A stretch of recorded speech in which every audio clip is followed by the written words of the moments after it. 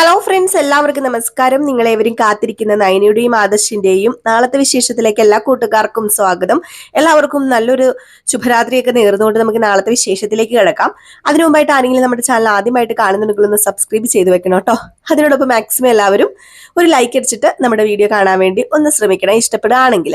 അപ്പൊ നമുക്ക് നേരെ വിശേഷത്തിലേക്ക് തന്നെ കിടക്കാം. അങ്ങനെ നമ്മുടെ അനാമികയും അനിയും കൂടി സംസാരിച്ചുകൊണ്ടിരിക്കുന്ന ആ ഒരു കാര്യങ്ങളൊക്കെ ദേവയാനി കേട്ടുകൊണ്ടിരിക്കുകയാണ്. ആ ഒരു സീനാണ് നമ്മൾ ഇന്ന് ലാസ്റ്റ് ഭാഗമായിട്ട് കണ്ടത്.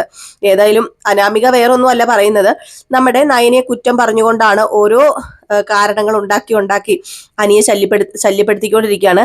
ലാസ്റ്റ് നമ്മുടെ അനി അവിടെ നിന്ന് മാറിപ്പോവാണ് കേട്ടോ. നീ എന്തെങ്കിലും പറഞ്ഞോ, പക്ഷെ എന്റെ ഏടത്തി എങ്ങനെയുള്ളവളാണെന്ന് എനിക്ക് നന്നായിട്ട് അറിയാം. അതുകൊണ്ട് നീ ഇവിടെ കിടന്ന് പ്രസംഗിച്ചോ. നീ എന്ത് പറഞ്ഞാലും എന്റെ ഏടത്തിനെ എനിക്കിഷ്ടമാണ്. അതുപോലെ തന്നെ ഏടത്തിയുടെ സഹോദരി ഈ വീട്ടിൽ വരികയും ചെയ്യും. ഒരു സഹോദരി അല്ല, 2 സഹോദരിമാരാ അവക്ക് ഈ വീട്ടിലുള്ളത്.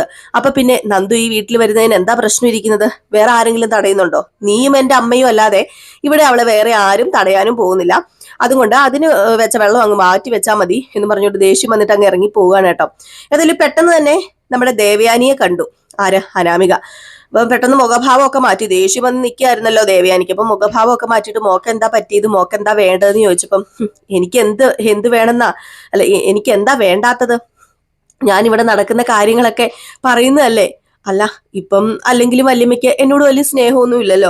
എനിക്ക് ഇഷ്ടമില്ലാത്ത കാര്യങ്ങളാ ഇവിടെ എല്ലാവരും ചെയ്യാൻ ശ്രമിക്കുന്നത്.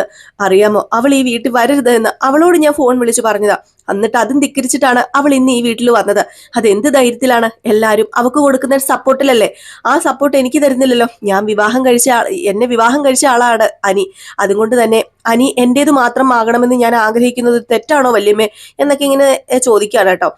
അപ്പം ദേവയാനി പറയുന്നുണ്ട്, നീ ആഗ്രഹിക്കുന്ന കാര്യങ്ങളൊന്നും തെറ്റല്ല മോളെ.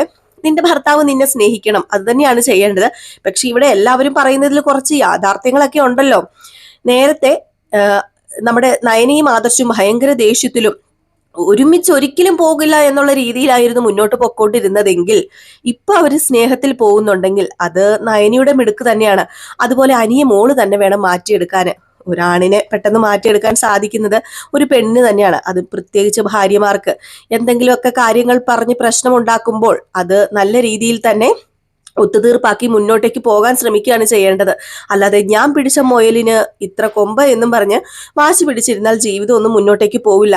ഇത് ജീവിച്ചവരുടെ അനുഭവങ്ങൾ ഉള്ളവരുടെ വാക്കുകളാണ്. അതുകൊണ്ട് മോൾ ഒരു കാര്യം ചെയ്യണം, മോളെല്ലാം കുറച്ച് അഡ്ജസ്റ്റ് ചെയ്ത് പോകണം എന്ന് പറഞ്ഞിട്ട് നമ്മുടെ ദേവയാനി അവിടെ നിന്ന് പോയി. ഇതുകൂടെ കേട്ട് കഴിഞ്ഞപ്പോഴത്തേക്കും നമ്മുടെ അനാമികയ്ക്ക് അങ്ങോട്ട് ഇളകിയില്ലേ. ഓഹോ, അപ്പം വല്യമ്മയും ഇപ്പൊ അവളുടെ കൂടെ തന്നെയാ. അപ്പൊ ഞാൻ മനസ്സിൽ വിചാരിക്കുന്ന പോലെയൊക്കെ തന്നെയാ വല്യമ്മയുടെ സ്വഭാവം മാറിക്കൊണ്ടിരിക്കുക എന്നൊക്കെ പറഞ്ഞ് ഇങ്ങനെ ദേഷ്യപ്പെട്ടിരുന്നപ്പോഴത്തേക്കും ജാനകി അങ്ങോട്ടേക്ക് വന്നിട്ട് പറഞ്ഞു, മോൾ എന്തിനാ വിഷമിക്കുന്നത്? മോള് വിഷമിക്കൊന്നും വേണ്ട, ഇതിനെല്ലാം പരിഹാരം ഞാൻ ഉണ്ടാക്കും. നോക്കിക്കോ, ഇന്ന് കുറച്ച് പാളിപ്പോയി, ചക്കിന് വെച്ച് കൊക്കിന് കൊണ്ടെന്ന് പറയുന്ന പോലെ ആയിപ്പോയി. സാരമില്ല, ഇനി ഈ അമ്മയാ മോക്ക് വേണ്ടി മുന്നിട്ട് ഇറങ്ങാൻ പോകുന്നത്. ഇനി നന്ദു ഈ വീട്ടിലേക്ക് വരില്ല, അത് ഞാൻ മോക്ക് വാക്ക് തരുമോ എന്ന് പറഞ്ഞപ്പം അത് അമ്മ വാക്ക് തന്നാ മതിയോ? ഇവിടെ വല്യമ്മയ്ക്ക് പോലും ഇപ്പം നന്ദു ഈ വീട്ടിലേക്ക് വരുന്നത് ഇഷ്ടം തന്നെയാ. കാരണം വേറൊന്നുമല്ല, ഞാൻ ഈ കാര്യം സംസാരിച്ചു കൊണ്ടിരുന്നപ്പോഴത്തേക്കും വല്യമ്മ കയറി വരികയും അത് കേൾക്കുകയും ഒക്കെ ചെയ്തു. എന്നിട്ട് നന്ദുവിനെ സപ്പോർട്ട് ചെയ്താണ് സംസാരിക്കുന്നത്. അവിടെ അപ്പോഴും വല്യമ്മ എന്നെ സപ്പോർട്ട് ചെയ്യുന്നില്ല. എന്താണെന്നറിയില്ല. വല്യമ്മയുടെ കരൾ മാറ്റി വെച്ചതിൽ പിന്നെ വല്യമ്മയ്ക്ക് എന്തൊക്കെയോ മാറ്റം സംഭവിച്ചു കഴിഞ്ഞു, അതെനിക്ക് ഉറപ്പാണ്. വല്യമ്മ എന്തൊക്കെയോ ചെയ്ത് അവർ മാറ്റിയിട്ടുണ്ട്. അപ്പോഴത്തേക്കും ജലജ പറഞ്ഞു, വേറെ എന്താ, കൂടോത്രം, ഒന്നാന്തരം നല്ല കൂടോത്രം. അവള് പോയി നിൽക്കല്ലായിരുന്നോ കുറെ ദിവസം അവളുടെ വീട്ടില്. അപ്പൊ എന്തോ കൂടോത്രം ചെയ്ത് തന്നെയാ ഏടത്തിയുടെ സ്വഭാവം അവൾ മാറ്റിയെടുത്തിരിക്കുന്നത്. ഇതുപോലെ തന്നെയായിരുന്നു അവൾ ഒരു ദിവസം ഈ വീട്ടിൽ നിന്ന് ഇറങ്ങിപ്പോയില്ലേ, അന്നാണ് അവള് ആദർശിനെ മാറ്റിയെടുത്തത്. അന്ന് ഞാൻ ഓർത്തതാ എന്തോ കൂടോത്രം ഉണ്ടെന്ന്. അപ്പൊ ഈ കൂടോത്രത്തിന്റെ കാര്യം പറഞ്ഞപ്പോഴത്തേക്കും ജാനകി പറഞ്ഞു, അവള് കൂടോത്രക്കാരിയാണെങ്കിലേ അതിന്റെ അപ്പുറത്തെ കൂടോത്രം എനിക്കറിയാം, ഞാൻ എന്താ ചെയ്യാൻ പോകുന്നതെന്ന് കണ്ടോ എന്ന് പറഞ്ഞ് നേരെ ദേവയാനിയുടെ അടുത്തേക്ക് ചെല്ലുക. അങ്ങനെ ദേവയാനിയുടെ അടുത്തേക്ക് ചെന്നിട്ട്, ഏടത്തി ഇവിടെ എന്തൊക്കെയാ സംഭവിക്കുന്നത്? ഏടത്തി ഇതൊന്നും കാണുന്നില്ലേ എന്ന് ചോദിച്ചപ്പം, ഇവിടെ എന്ത് സംഭവിക്കാനാ, ഇവിടെ സംഭവിച്ചൊക്കെ ഞാൻ കണ്ടല്ലോ. ഇവിടെ പ്രത്യേകിച്ച് സംഭവിച്ചത് എന്താ, ഇന്ന് എന്തോ ഹബിക്ക് ചൊറിച്ചിലും ഇതൊക്കെ വന്നു, അതല്ലാതെ വേറെ എന്താ ഇവിടെ സംഭവിച്ചത്? ഒന്നും അറിയാത്തതുപോലെ ഏടത്തി ഇങ്ങനെ തുടങ്ങരുത്. ഇനി അവൾ ഇങ്ങോട്ടേക്ക് വരാൻ പാടില്ല. ഏടത്തിയുടെ മരുമകളെ കൊണ്ട് ഏടത്തി അത് വിലക്കിക്കുക ചെയ്യേണ്ടത്, അല്ലെങ്കിൽ എൻ്റെ മോന്റെ ജീവിതം ഇവിടെ നശിച്ചു തീരാൻ പോകുന്നെന്ന് പറഞ്ഞപ്പം, എന്താ ജാനകി നീ പറയുന്നത്?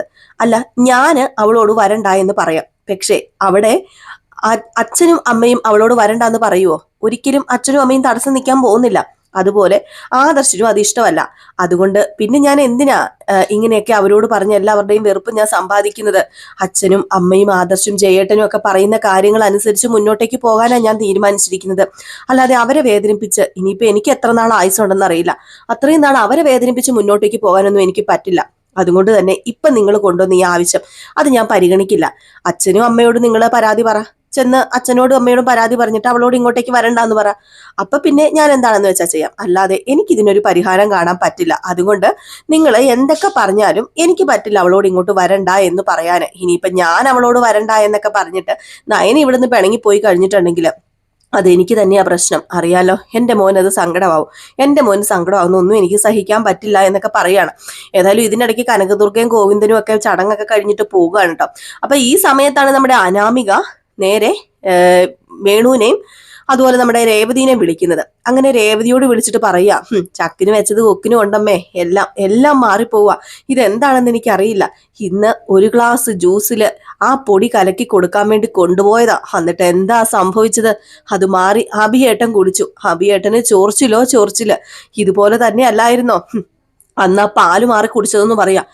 ഇത് നമ്മുടെ നവ്യ മാറി നിന്ന് കേൾക്കാണ് കേട്ടോ. ഇത് കേട്ടത് നവ്യ പെട്ടെന്ന് അങ്ങ് വന്നത് മറിഞ്ഞങ്ങ് നിന്നു.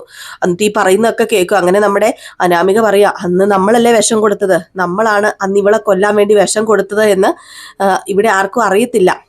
അതുപോലെ തന്നെ അത് വല്യമ്മ എടുത്ത് മാറി കുറിച്ചതും ആർക്കും അറിയത്തില്ല. പക്ഷെ ഇതെന്താണ് അവള് ചാകാത്തതെന്ന് എനിക്ക് അറിയത്തില്ലാത്തത്. ഓരോ കാര്യങ്ങളും ചെയ്യുന്തോറും അത് മറ്റുള്ളവർക്കാണല്ലോ ചെന്ന് ഭവിക്കുന്നതെന്ന് ഓർത്തിട്ടാ എനിക്കിപ്പോ തലയ്ക്കാകെ ഭ്രാന്ത് പിടിച്ചിരിക്കുക. ഹനിയാണെങ്കിൽ അനിയുടെ തത്തിക്ക് ഇപ്പത്തെ വല്യമ്മയുടെ മനസ്സുമാറ്റം ഇതെല്ലാം കൂടെ കണ്ട് മനുഷ്യന് ഇപ്പം ചോര തിളക്കിയാന്ന് പറഞ്ഞു കേട്ടോ. ഏതായാലും ഇത് പറഞ്ഞപ്പോഴത്തേക്കും നമ്മുടെ രേവതി പറയുന്നുണ്ട്, മോള് സമാധാനമായിട്ടിരിക്കുക, അവിടുന്ന് കാര്യമായിട്ട് എന്തെങ്കിലും തടഞ്ഞു കഴിഞ്ഞാൽ പിന്നെ മോക്ക് ഇങ്ങോട്ടേക്ക് പോരാല്ലോ. അപ്പൊ മോൾ അതിനെക്കുറിച്ചൊന്നും ഓർത്ത് വിഷമിക്കേണ്ട, കാര്യമായിട്ട് എന്തെങ്കിലും തടഞ്ഞാൽ മോൾക്ക് ഇങ്ങോട്ടേക്ക് പോരാം. പിന്നെ ഡിവോഴ്സിന് കൊടുത്തു കഴിഞ്ഞാൽ നഷ്ടപരിഹാരവും കുറെ കിട്ടും. ഏതായാലും കുറച്ച് നാളും കൂടെ നീ അവിടെ നിൽക്കുക. നീ ഇപ്പൊ അനിയെ സ്നേഹിക്കുമൊന്നും വേണ്ട, പക്ഷെ നീ സ്നേഹിക്കുന്നതായിട്ട് അഭിനയിക്കുക. മോളെ, കയ്യു കൊള്ളവൻ കാര്യക്കാരൻ, കരിയുന്ന കൊച്ചിനെ പാലുള്ളൂ എന്നൊക്കെ കേട്ടിട്ടില്ലേ? അതുകൊണ്ട് തന്നെ മോൾ അവിടെ നിന്ന് തോറ്റു പിന്മാറി കഴിഞ്ഞിട്ടുണ്ടെങ്കിൽ ഒരിക്കലും നമ്മൾ വിചാരിക്കുന്ന ഒന്നും നടക്കാൻ പോകുന്നില്ല. അറിയാലോ, അച്ഛന് കോടിക്കണക്കിന് സ്വത്തിന്റെ കടവാ ഉള്ളത്. അതൊക്കെ വീട്ടിൽ നമുക്ക് നന്നായിട്ട് മുന്നോട്ടേക്ക് പോകണമെങ്കിൽ അവിടെ എങ്ങനെയെങ്കിലും കടിച്ചു തൂങ്ങി കിടക്കുക എന്നുള്ളതാ. അതാ ഇപ്പൊ മോള് ചെയ്യേണ്ടതെന്നൊക്കെ പറഞ്ഞ് ഫോണ് വെച്ച് തിരിഞ്ഞു നോക്കിയതും ദേ നിൽക്കുന്നു നമ്മുടെ നവ്യ ഇതെല്ലാം കേട്ടോ. നവ്യ ഇങ്ങ് വന്നില്ലേ, എടി ഭയങ്കരി, അപ്പൊ നീ ആയിരുന്നല്ലേ എന്റെ അമ്മായിയുടെ കരള് പോയതിന്റെ ഉത്തരവാദി നീ അല്ലടി വിഷം കൊടുത്തത്. എന്നിട്ട് എന്റെ അനിയത്തിനെയും എന്നെയും ഒക്കെ നീ പഴി ചൊല്ലിയില്ലേടി എന്നും പറഞ്ഞുകൊണ്ട് അവിടെ നിന്ന് പിടിച്ച് ഒരൊറ്റ അടിയായിരുന്നു കേട്ടോ. കറങ്ങി തിരിഞ്ഞങ്ങ് വന്ന് കസേരയിലിരുന്നു. അവിടെ നിന്ന് വീണ്ടും കുത്തിന് പിടിച്ച് എണീപ്പിച്ചിട്ട്, ദേ ഞാനൊരു കാര്യം പറഞ്ഞേക്കാം, ഇനി ഈ വക രീതിയിൽ എന്തെങ്കിലും ഇവിടെ കാട്ടിക്കൂട്ടാൻ ശ്രമിച്ചു കഴിഞ്ഞാലേ നിന്റെ സ്ഥാനം ഈ വീട്ടിൽ നിന്ന് പുറത്തായിരിക്കും. ഞാൻ പറയേണ്ട കാര്യമില്ലല്ലോ, നീ ഈ വീട്ടിൽ നിന്ന് പുറത്തു പോയിരിക്കും. അത് 100% ഉറപ്പുള്ള കാര്യമാ. ദേ ഈ കാര്യങ്ങളൊക്കെ ഞാൻ ഇവിടെ പറഞ്ഞു കഴിഞ്ഞാല് പിന്നെ എന്താ സംഭവിക്കാൻ പോകുന്നതെന്നറിയാലോ. പിന്നെ എനിക്ക് നിന്നെ കൊണ്ട് കുറച്ച് കാര്യങ്ങളൊക്കെ നേടിയെടുക്കാനുണ്ട്. അതുകൊണ്ട് തന്നെ തൽക്കാലം ഞാനിതിപ്പോ ആരോടും ഒന്നും പറയുന്നില്ല. ഇതെല്ലാം ഞാൻ മറച്ചു വെക്കാൻ പോവാ. പക്ഷേ നിന്റെ വായിൽ നിന്ന് ഞാൻ നിന്നെ തല്ലിയെന്നോ നമ്മൾ തമ്മിൽ ഇങ്ങനെ ഒരു പ്രശ്നം ഉണ്ടായെന്നോ വെളിയിൽ അറിഞ്ഞു കഴിഞ്ഞാല് പിന്നെ അനാമികയെ നിന്റെ അവസാനം വന്ന് നീ കൂട്ടിക്കൊണ്ടാ മതി. കാര്യങ്ങളൊക്കെ ഞാൻ പരസ്യമാക്കും. പിന്നെ അധികകാലം നിനക്ക് ഇവിടെ നിൽക്കാൻ പറ്റത്തില്ല എന്നിങ്ങനെ പറയാ. ഇത് കേട്ട അനാമിക പേടിച്ചു വിറച്ചിരിക്കുകയാണ് കേട്ടോ. ഏതായാലും നവ്യ ഒരു 1.5 ബ്ലാക്ക് മെയിൽ തന്നെയാണ് ഇനി ചെയ്യാൻ പോകുന്നത്. തനി ബ്ലാക്ക് മെയിൽ എന്ന് പറയാം. അതുപോലെയുള്ള കാര്യങ്ങൾ നമ്മുടെ അനാമികയോട് ചെയ്യാൻ പോവാം. ഏതായാലും നമുക്ക് കാത്തിരുന്ന് തന്നെ കാണാമല്ലേ എന്തൊക്കെയാ സംഭവിക്കാൻ പോകുന്നതെന്ന്. അപ്പൊ എല്ലാവരും കാത്തിരിക്കുക. ജലദോഷവും പനിയൊക്കെ ആയതുകൊണ്ട് ഒത്തിരി നേരം എനിക്ക് സംസാരിക്കാൻ ബുദ്ധിമുട്ടുണ്ട് കേട്ടോ. ജലദോഷവും പനിയൊക്കെ മാറി വരുന്നതേ ഉള്ളൂ. ഞാൻ മെഡിസിൻ ഒന്നും ഇതുവരെ എടുത്തു തുടങ്ങിയില്ല. ഏതായാലും ഇന്നും കൂടെ കുറഞ്ഞില്ലെങ്കിൽ നാളെ മെഡിസിൻ എടുക്കാൻ പോകണമെന്നൊക്കെ ഓർത്ത് ഇരിക്കുന്നു കേട്ടോ. അപ്പം എല്ലാവരും കാത്തിരിക്കുക. നാളെ രാവിലെ തന്നെ കറക്റ്റ് 7:30 ആകുമ്പോൾ നമ്മൾ ഫുൾ വിശേഷവുമായിട്ടും അതുപോലെ തന്നെ നമ്മുടെ രേവതിയുടെയും സച്ചിയുടെയും ഫുൾ വിശേഷം രാവിലെ 6:53 എന്നും ഇടുന്നുണ്ട് കേട്ടോ. എന്നും കറക്റ്റായിട്ട് എന്നും ഇടുന്നുണ്ട് നമ്മൾ. അതുപോലെ നമ്മൾ രേവതിയുടെയും സച്ചിയുടെയും പ്രമോ വിശേഷം ഇടുന്നത് ഉച്ചയ്ക്കാണ്. അതെന്നും ഉച്ചയ്ക്ക് ഒരു 1:45 നമ്മൾ ഇടാറുണ്ട്. അത് നമ്മൾ ഇട്ടിട്ടുണ്ട്. ഇതുവരെ ആരും കയറി കണ്ടില്ലെങ്കിൽ ഒന്ന് കയറി കണ്ടു നോക്കിക്കോളൂ. അടിപൊളി വിശേഷം തന്നെയാണ് കേട്ടോ. നിങ്ങളുടെ സ്നേഹത്തിനും സപ്പോർട്ടിനും ഒക്കെ ഒരുപാട് നന്ദിയുണ്ട്. പിന്നെ നമ്മുടെ നയനയുടെയും ആദർശിൻ്റെയും അപ്കമിങ് വിശേഷങ്ങൾ നമ്മുടെ പുതിയ ചാനലിൽ ഇടുന്നുണ്ട്. റിയൽ സ്റ്റോറി എന്നാണ് ചാനലിൻ്റെ പേര്. അപ്പം റിയൽ സ്റ്റോറി എന്ന് കൊടുത്തിട്ട് നിങ്ങൾ നയനയുടെയും ആദർശിൻ്റെയും കഥയുടെ പേരും കൂടി ഒന്ന് അടിച്ച് നോക്കുകയാണെങ്കിൽ നമ്മുടെ ചാനൽ നിങ്ങൾക്ക് കിട്ടും. പിന്നെ കുറേ പേര് ലിങ്ക് ഒക്കെ ചോദിച്ചു. നമുക്കങ്ങനെ ലിങ്ക് ഇടാൻ പറ്റില്ല ഇപ്പോഴത്തെ ആ ഒരു യൂട്യൂബിൻ്റെ നിയമമൊക്കെ അനുസരിച്ച് ലിങ്ക് ഇടാൻ പാടില്ല കേട്ടോ. അപ്പോൾ അത് നമ്മുടെ ചാനലിൻ്റെ ഗ്രോത്തിനെ പല രീതിയിലൊക്കെ ബാധിക്കും. അതുകൊണ്ടാണ് ഞാൻ ലിങ്ക് തരാത്തത്, വേറെ ഒന്നും കൊണ്ടും അല്ല കേട്ടോ. നിങ്ങൾ റിയൽ സ്റ്റോറി നയനയുടെയും ആദർശിൻ്റെയും കഥ എന്ന് അടിച്ചു നോക്കിക്കഴിഞ്ഞാൽ നിങ്ങൾക്ക് കാണാനായിട്ട് സാധിക്കും കേട്ടോ. അപ്പോൾ എല്ലാവരും പോയി, ആവശ്യമുള്ളവർ, ഇഷ്ടമുള്ളവർ, കാണാൻ ആഗ്രഹമുള്ളവർ പോയി കണ്ടു നോക്കിക്കോളൂ. അപ്പം അപ്കമിങ് വിശേഷം എന്ന് പറഞ്ഞാൽ വരാനിരിക്കുന്ന വിശേഷങ്ങളൊക്കെയാണ് അതിലിടുന്നത്. പിന്നെ നമ്മൾ വേറൊരു ചാനൽ രേവതിയുടെയും സച്ചിയുടെയും വരാനിരിക്കുന്ന വിശേഷങ്ങളും ചെയ്യുന്നുണ്ട്. അപ്പോൾ അത് നമ്മൾ തുടങ്ങിയതേ ഉള്ളൂ. അതിലിപ്പോൾ ഒരു 500 സബ്സ്ക്രൈബേഴ്സ് ആയതേ ഉള്ളൂ. അപ്പം കുറച്ച് ഒരു 1K ഒക്കെ ആട്ടെ, മോണിറ്റൈസ് ഒക്കെ ആയിട്ട് ഞാൻ നിങ്ങളോട് ചാനലിൻ്റെ പേരൊക്കെ പറഞ്ഞുതരാം കേട്ടോ. അപ്പോൾ എല്ലാവർക്കും ടാറ്റാ, ബൈ ബൈ.